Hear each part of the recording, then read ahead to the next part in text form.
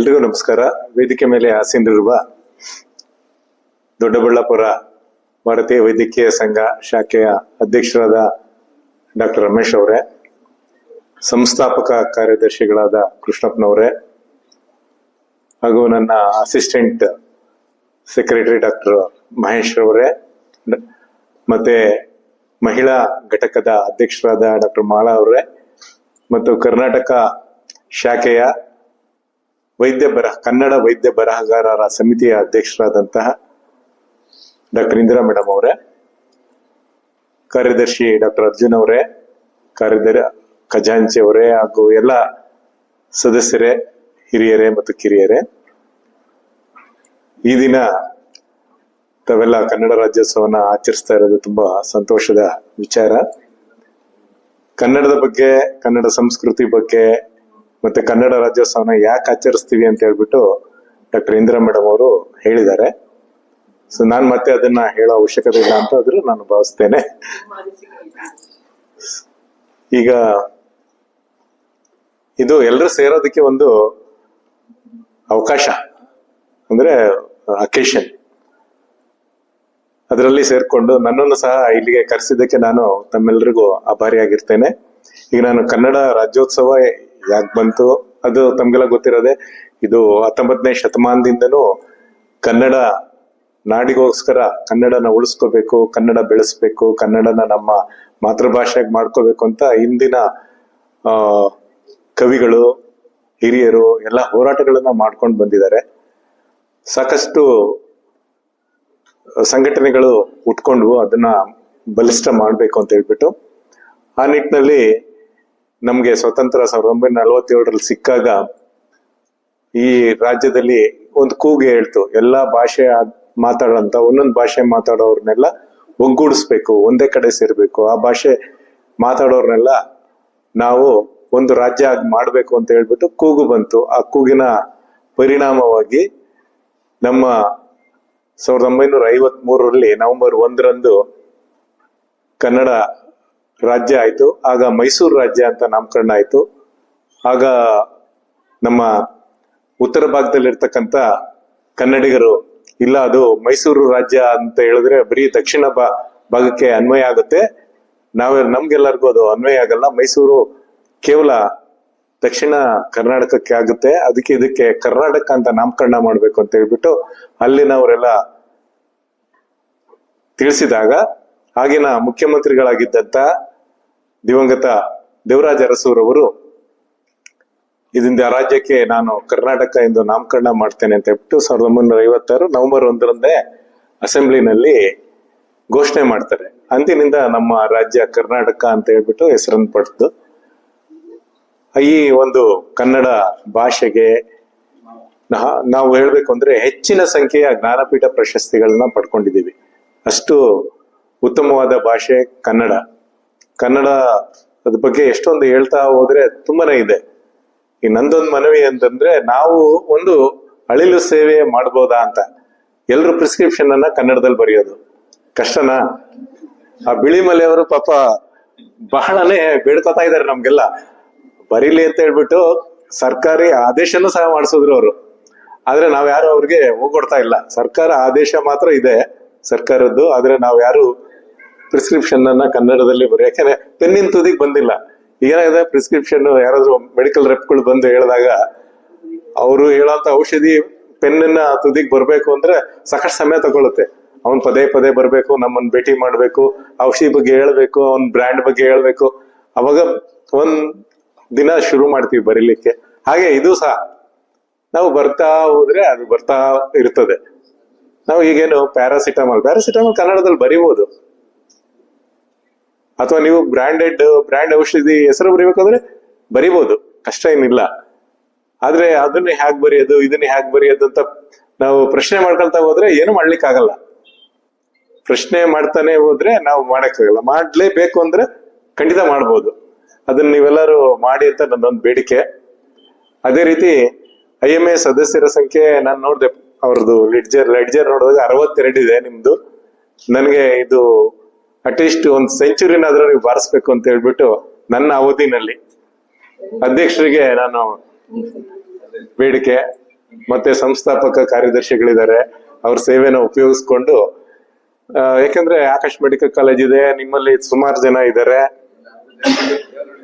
So ಹಾಗಾಗಿ ಇಲ್ಲಿ ಸುಮಾರು ಜನ ಮೆಂಬರ್ಸ್ ಆಗಿಲ್ದೇ ಇರೋರು ಇರ್ತಾರೆ. ಸೊ ಅವ್ರದ್ದೆಲ್ಲ ಸ್ವಲ್ಪ ಮೆಂಬರ್ಸ್ ಮಾಡಿಸ್ಬೇಕು ಅಂತ ಹೇಳ್ಬಿಟ್ಟು ನಾನು ಅಧ್ಯಕ್ಷರು ಕಾರ್ಯದರ್ಶಿ ಅರ್ಜುನ್ ಅವ್ರಿಗೆ ಕೇಳ್ಕೊತೀನಿ. ಯಾಕಂದ್ರೆ ಒಗ್ಗಟ್ಟಿನಲ್ಲಿ ಬಲ ಇದೆ. ನಾವು ಮೆಂಬರ್ಶಿಪ್ ಸ್ಟ್ರೆಂತ್ ಜಾಸ್ತಿ ಇದ್ದಾಗ ನಮ್ಮನ್ನ ನೋಡಿ ಜನ ಹೆದರ್ಕೋತಾರೆ. ಈಗ ಎಲ್ಲಾದ್ರೂ ಒಂದು ಹಾಸ್ಪಿಟಲ್ ಗಲಾಟೆ ಆಯ್ತು ಅಂತಂದ್ರೆ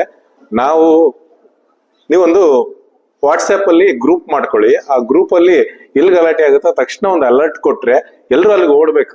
ಯಾಕಂದ್ರೆ ನಾಳೆ ನನ್ಗೂ ಆಗ್ಬೋದು, ಅವ್ರಿಗೂ ಆಗ್ಬೋದು. ಇವತ್ತು ಅರ್ಜುನ್ಗಾಗಿದೆ, ನಾಳೆ ನನ್ಗೆ ಅಲ್ಲೇ ಆಗ್ಬೋದು. ಸೊ ಅಂತ ಸಂದರ್ಭದಲ್ಲಿ ಈಗ ಯಾವ್ದಾದ್ರು ರೋಗಿಗಳು ಟ್ರೀಟ್ಮೆಂಟ್ ಕೊಡೋ ಟೈಮಲ್ಲಿ ಸಾಯ್ಬೋದು ಅಥವಾ ಏನಾದ್ರು ಅವಘಡಗಳು ಆಗ್ಬೋದು. ಅದನ್ನ ಇಟ್ಕೊಂಡು ರೋಗಿ ಕಡೆಯವರು ಸಂಬಂಧಿಕರು ಎಲ್ಲ ಗಲಾಟೆ ಮಾಡ್ಬೋದು. ಅಥವಾ ಮಧ್ಯವರ್ತಿಗಳು ಇರ್ತಾರೆ ಅದ್ರಲ್ಲಿ. ಈಗ ಸಂಘಟನೆಗಳವರು ಬರ್ತಾರೆ, ಆ ಸಂಘಟನೆಗಳವರೇ ಜಾಸ್ತಿ. ಈ ಪೇಷಂಟ್ ಕಡೆಯವರು ಸುಮ್ನೆ ಇರ್ತಾರೆ, ಇವ್ರು ಸುಮ್ನೆ ಇರಲ್ಲ. ಹೋಗ್ಬಿಟ್ಟು ಏನೇನೋ ಗಲಾಟೆ ಮಾಡೋದು, ಅವ್ರಿಗೆ ಕಂಪನ್ಸೇಷನ್ ಕೊಡಿ ಅಂತ ಹೇಳೋದು. ಅದಕ್ಕೆ ಏನ್ ಕಂಪನ್ಸೇಷನ್ ಯಾರಿಗೂ ಕೊಡಕ್ ಹೋಗ್ಬಿಡಿ, ದಯವಿಟ್ಟು ಕೇಸ್ ಬುಕ್ ಮಾಡಿ ಅಂತ ಹೇಳಿ. ಅದೇನಿದೆ negligence, let them prove. Negligence ಮಾಡಿ ನನ್ನ ನೆಗ್ಲಿಜೆನ್ಸ್ ಇಂದನೇ ರೋಗಿ ಸತ್ತಿದೆ ಅಂತ ಅವರು ಪೇಷಂಟ್ ಕಡೆಯವರು ಪ್ರೂವ್ ಮಾಡ್ಬೇಕು. Unless they prove it, you are not a culprit. So ಅದಕ್ಕೆ ನೀವು ಹೆದರ್ಕೊಳ್ಳೋ ಅವಶ್ಯಕತೆ ಇಲ್ಲ. ಯಾರಾದ್ರೂ ಬಂದು ಜೋರ್ ಗಲಾಟೆ ಮಾಡಿದ್ರು, ಒಂದು 100 ಜನ ಕೂತ್ಕೊಂಡು ಧರಣಿ ಮಾಡಿದ್ರು ಅಂತ ಹೇಳ್ಬಿಟ್ಟು ಹೆದರ್ಕೊಳ್ಳೋ ಅವಶ್ಯಕತೆ ಇಲ್ಲ. ಒಂದಂದ್ರೆ ನಾವೆಲ್ಲರೂ ಒಟ್ಟಿಗೆ ಹೋಗ್ಬೇಕು.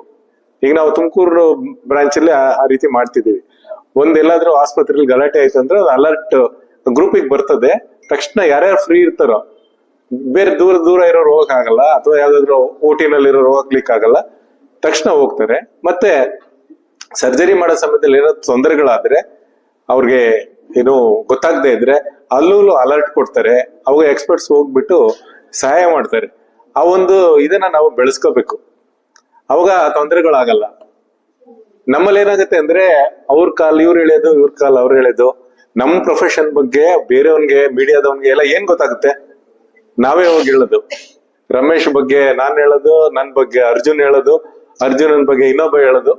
ಅವನು ಯಾರಾದ್ರೂ ಜಾಸ್ತಿ ಪ್ರಾಕ್ಟೀಸ್ ಮಾಡ್ತಾ ಇರೋರ್ ಮೇಲೆ ಈ ತರ ಆಗ್ತಾ ಇರ್ತದೆ. ಸೊ ಅದಕ್ಕೆ ನಾವ್ ಎಲ್ಲರೂ ಒಗ್ಗಟ್ಟಾಗಿದ್ರೆ, ಒಂದ್ ಸಂಸಾರ, ಒಂದು ಕುಟುಂಬ ತರ ನಾವಿದ್ರೆ ಯಾರು ಏನು ಮಾಡ್ಲಿಕ್ಕಾಗಲ್ಲ. ನಮ್ಮಲ್ಲಿ ನಾವೇ ಕಿತ್ತಾಡ್ಕೊಂಡು ಹೋಗೋದಾಗ 3ನೇವನು ಅಡ್ವಾಂಟೇಜ್ ತಗೋತಾನೆ. ಸೊ ಅದನ್ನ ದಯವಿಟ್ಟು ಒಂದು ಕುಟುಂಬ ತರ ನೀವೆಲ್ಲ ಇರಿ ಅಂತ ನಾನು ಒಂದು ಮನವಿ ಮಾಡ್ತೀನಿ. ಅದೇ ರೀತಿ ಮೆಂಬರ್ಶಿಪ್ ಡ್ರೈವ್ ಜಾಸ್ತಿ ಮಾಡಿ. ಇನ್ನೊಂದು ನಮ್ ಸ್ಕೀಮ್ಗಳಿದಾವೆ, ಸ್ಕೀಮ್ಗಳನ್ನ ಎಲ್ರನ್ನೂ ಸ್ಕೀಮ್ ಅಲ್ಲಿ ಇನ್ವಾಲ್ವ್ ಮಾಡಿ. ಒಂದು KSS ಅಂತ ಇದೆ, ಕರ್ನಾಟಕ ಸೋಷಿಯಲ್ ಸೆಕ್ಯೂರಿಟಿ ಸ್ಕೀಮ್ ಅಂತ. ಅದು ನನ್ನ ಪ್ರಕಾರ ತುಂಬಾ ಉತ್ತಮವಾದದ್ದು. 2 ಸ್ಕೀಮ್ ಇದೆ. ಅದು ಸಿಲ್ವರ್ ಜೂಬ್ಲಿ ಒಂದಿದೆ, ಓಲ್ಡ್ ಸ್ಕೀಮ್ ಒಂದಿದೆ. ಎರಡಕ್ಕೂ ಮಾಡ್ಕೊಂಡ್ರೆ ನಾವೇನಾದ್ರೂ ಅನಿವಾರ್ಯವಾಗಿ ಮರಣ ಹೊಂದಿದ್ರೆ, ಈಗ ತಾವೇ ನೋಡ್ತಾ ಇದೀರಿ ಯಂಗ್ಸ್ಟರ್ಸ್ ಎಷ್ಟೊಂದ್ ಜನ 30 ವರ್ಷ 35 ವರ್ಷದವರೆಲ್ಲ MI ಆಗಿ ಸಾಯ್ತಾ ಇದ್ದಾರೆ. ಸೊ ಅವ್ರ ಕುಟುಂಬ ಅವ್ರನ್ನೇ ನಂಬ್ಕೊಂಡಿರ್ತಾರೆ. ಚಿಕ್ಕ ಚಿಕ್ಕ ಪುಟಾಣಿ ಮಕ್ಳಿರ್ತಾರೆ, ಹೆಂಡತಿ ಇರ್ತಾಳೆ. ಸೊ ಅವ್ರಿಗೇನು ಆಸರೆ ಇಲ್ದೇ ಇರುವಾಗ ಈಗ ನಾವು KSS ಎಲ್ಲ ಮಾಡ್ಸಿದ್ರೆ ಕನಿಷ್ಠ 1 ಕೋಟಿ ರೂಪಾಯಿ ಅಷ್ಟು ಹಣ ಅವ್ರಿಗೆ ಬರ್ತದೆ. ಅವ್ರಿಗೆ ಜೀವನ ನಡೆಸೋದಕ್ಕೆ ಅಷ್ಟೇನ್ ಕಷ್ಟ ಆಗ್ಲಾರ್ದು. ಸೊ ಇದೆಲ್ಲರೂ ಸೇರಿಸಿ ಕೊಡೋಂಥದ್ದು ಹಣ, ಎಲ್ಲರೂ ಸೇರಿ ಎಲ್ಲರಿಗಾಗಿ. ಅಂದ್ರೆ ಇದ್ರಲ್ಲಿ ಏನಾಗಿದೆ, ಡೆತ್ ಬೆನಿಫಿಟ್ ಏನಿದೆ ಅದನ್ನ ಕಾಂಟ್ರಿಬ್ಯೂಟ್ ಮಾಡ್ತೀವಿ ನಾವು. ಎಷ್ಟು ಜನ ನಾವು ಹೆಚ್ಚಿನ ಮೆಂಬರ್ ಇರ್ತೀವೋ ಅಷ್ಟು ಹೆಚ್ಚಿನ ಹಣ ಆ ಸತ್ತಂತವರ ಕುಟುಂಬಕ್ಕೆ ಸಿಗ್ತದೆ. ಅದಕ್ಕೆ ನಾವು ಹೆಚ್ಚಿನ ಸಂಖ್ಯೆಯಲ್ಲಿ KSSಗೆ ಮೆಂಬರ್ಸ್ ಆಗ್ಬೇಕು. ಮತ್ತೆ ಕರ್ನಾಟಕ ಪ್ರೊಫೆಷನ್ ಪ್ರೊಟೆಕ್ಷನ್ ಸ್ಕೀಮ್ ಅಂತ ಇದೆ. ಇದರಲ್ಲಿ ನಾವು ಸದಸ್ಯರಾದ್ರೆ ಲೀಗಲ್ ಬ್ಯಾಟಲ್ ಇಂದ ಹಿಡಿದು ಕಂಪನ್ಸೇಷನ್ ಏನಾದ್ರು ಅವಾರ್ಡ್ ಆದ್ರೆ ಆ ಕಂಪನ್ಸೇಷನ್ ಸಹ ಈ ಒಂದು ಸ್ಕೀಮ್ ನವರು ಕೊಡ್ತಾರೆ. ಅಪ್ ಟು 1 crore ನಿಮ್ಗೆ ಅವಾರ್ಡ್ ಆದ್ರೆ, ಒಂದು ರೋಗಿ ಸತ್ತಿದ್ದು ನಿಮ್ದು ನೆಗ್ಲಿಜೆನ್ಸ್ ಅಂತ ಪ್ರೂವ್ ಆಗಿ ಆದ್ರೆ ಅದನ್ನ ಕಂಪನ್ಸೇಷನ್ ಅನ್ನ ಕೊಡ್ತದೆ. ಮತ್ತೆ ಲೀಗಲ್ ಅಡ್ವೈಸ್ ಏನಿದೆ, ಅಡ್ವೊಕೇಟ್ ನ ತಗೋಬೇಕಾಗಿರೋದು. ನೀವು ಬೇರೆ ಸ್ಕೀಮ್ ಅಲ್ಲಿ ನೀವು ಮಾಡಿಸಿದ್ರೆ, ಅಂದ್ರೆ ಬೇರೆ ಇನ್ಶೂರೆನ್ಸ್ ಕಂಪನಿಗಳು ಸಾಕಷ್ಟಿದೆ ಈ ತರ ಪ್ರೊಫೆಷನ್ ಪ್ರೊಟೆಕ್ಷನ್ ಸ್ಕೀಮ್ಸ್ಗೆ. ಅಲ್ಲಿ ಮಾಡಿಸಿದ್ರೆ ಅವರು ಲೀಗಲ್ ಏಡ್ ಅನ್ನ ಕೊಡೋದಿಲ್ಲ. ಅವ್ರು ಬರೀ ಕಂಪನ್ಸೇಷನ್ ಎಷ್ಟಿದೆ ಅದ್ ಕೊಡ್ತಾರೆ. ಅದು ನೋಡ್ಕೊಂಡು ಅಕಸ್ಮಾತ್ ಏನಾದ್ರೂ ಕೋರ್ಟ್ ಅಲ್ಲಿ ಅಥವಾ KMC ಕಡೆಯಿಂದ ನಿಮ್ ನೆಗ್ಲಿಜೆನ್ಸ್ ಇದೆ ಅಂತ ಬಂದ್ರೆ they will not pay you reimbursement. ಏನು ರೋಗಿ ಕಡೆ ಕೊಡ್ಬೇಕಾಗಿರೋದು ಅವಾರ್ಡ್ ಅಮೌಂಟ್ ನ ಅವ್ರು ಕೊಡೋದಿಲ್ಲ. ಸೊ ಹಾಗಾಗಿ ಇದು ಬೆಸ್ಟ್ ಇದೆ, ಇದಕ್ಕೆ ನೀವು ರಿಜಿಸ್ಟರ್ ಮಾಡಿ. ಇನ್ನೊಂದು ಕರ್ನಾಟಕ ಹೆಲ್ತ್ ಸ್ಕೀಮ್ ಅಂತ ಒಂದಿದೆ. ಆ ಹೆಲ್ತ್ ಸ್ಕೀಮ್ ಅಲ್ಲಿ ನೀವು ಮಾಡಿದ್ರೆ ಅದರಲ್ಲೂ ಸಹ ನೀವು ಎಷ್ಟು ಖರ್ಚು ಮಾಡಿರ್ತೀರಿ ಅಷ್ಟು ಹಣ ಬರ್ತದೆ. ಇನ್ನೊಂದು ಅಡ್ವಾಂಟೇಜ್ ಏನಪ್ಪಾ ಅಂತ ಇದೆ, ನೀವು ಬೇರೆ ಇನ್ಶೂರೆನ್ಸ್ ಕಂಪನಿ ಹೆಲ್ತ್ ಇನ್ಶೂರೆನ್ಸ್ ಮಾಡಿಸ್ಕೊಂಡಿದ್ರು ಸಹ ಅದರಲ್ಲಿ ಒಂದು ಅಮೌಂಟ್ ಎಕ್ಸೀಡ್ ಆಗಿ ಆ ಬಿಲ್ ಪೇ ಮಾಡಿರ್ತೀರಿ, ಇನ್ನು ಸ್ವಲ್ಪ ಅಮೌಂಟ್ ಕೊಡ್ಬೇಕಾಗಿರ್ತದೆ. ಬೇರೆ ಇನ್ಶೂರೆನ್ಸ್ ಕಂಪನಿಯವ್ರು ಏನ್ ಮಾಡ್ತಾರೆ, ಒಂದು ಕಂಪನಿನಲ್ಲಿ ನೀವು ಕ್ಲೇಮ್ ಮಾಡಿದ್ರೆ ಇನ್ನೊಂದು ಕಂಪನಿಯವ್ರು ಕೊಡಲ್ಲ. ಎರಡು ಕಂಪನಿಯಲ್ಲಿ ನೀವು ಇನ್ಶೂರೆನ್ಸ್ ತಗೊಂಡಿದ್ರೆ ಹೆಲ್ತ್ ಇನ್ಶೂರೆನ್ಸ್ ಒಂದೇ ಕಂಪನಿ ಕೊಡೋದು, ಇನ್ನೊಂದು ಕಂಪನಿ ನೀವು ಮಾಡಕ್ಕಾಗಲ್ಲ. ಯಾಕೆಂದ್ರೆ ಎರಡ್ ಕಡೆನೂ ಅವನು ಒರಿಜಿನಲ್ ಕೇಳ್ತಾನೆ, ಒರಿಜಿನಲ್ ಕೊಡಲ್ಲ. ಇಲ್ಲಿ ಏನಿದೆ ಅಂದ್ರೆ ನೀವು ಜೆರಾಕ್ಸ್ ಕೊಟ್ರು ಎಷ್ಟು ಡಿಫರೆನ್ಸ್ ಅಮೌಂಟ್ ಇದೆ ಅಷ್ಟು ಅಮೌಂಟ್ ಅನ್ನ ಈ ಸ್ಕೀಮ್ ಇಂದ ಕೊಡ್ಲಿಕ್ಕೆ ಅವಕಾಶ ಇದೆ. ಸೊ ಇಷ್ಟು 3 ಸ್ಕೀಮ್ಗಳು ಒಳ್ಳೊಳ್ಳೆ ಸ್ಕೀಮ್ ಇದೆ. ಆ ಸ್ಕೀಮ್ಗಳಿಗೆ ದಯವಿಟ್ಟು ನೀವೆಲ್ಲರೂ ಸದಸ್ಯರಾಗಿ. ಯಾಕೆಂದ್ರೆ ನಾಳೆ ನಾವು ಏನಾಗುತ್ತೆ ಹೇಳಕ್ಕಾಗಲ್ಲ. ಇವತ್ತೇನೋ ಪ್ರಾಕ್ಟೀಸ್ ಚೆನ್ನಾಗಿ ನಡೀತಾ ಇರ್ತದೆ, ನಾಳೆ ನನ್ನ ಪ್ರಾಕ್ಟೀಸ್ ಹೀಗೆ ಇರುತ್ತೆ ಅಂತ ಹೇಳಲಿಕ್ಕೆ ಆಗಲ್ಲ.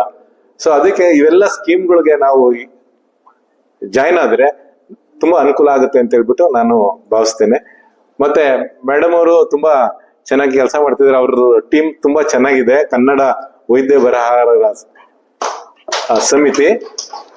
ಸೊ ಅವ್ರು ನನಗೆ ಸಹಕಾರ ಕೇಳ್ತಾರೆ. ಆಕ್ಚುಲಿ ನನಗೆ ಅವರೇ ಮಾಡ್ಬೇಕು ಸಹಕಾರ ಆಗಿದೆ. ಅವರು ಸಮ್ಮೇಳನ ಮಾಡ್ತಾರೆ, ಈ ವೈದ್ಯ ಸಂಪದ ಇದೆ, ಅದಕ್ಕೆ ತಾವುಗಳೆಲ್ಲ ಆರ್ಟಿಕಲ್ಸ್ ಅನ್ನ ಬರೆಯಿರಿ.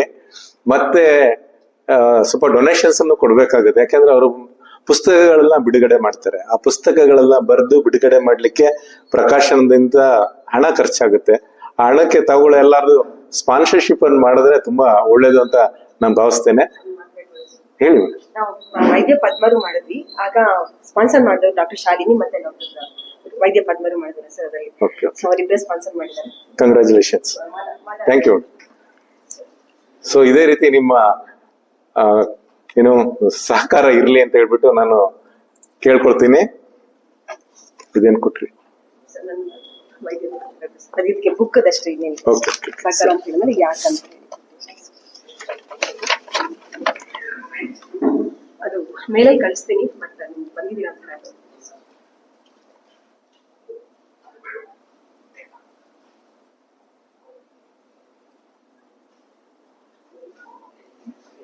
ಆಯ್ತು.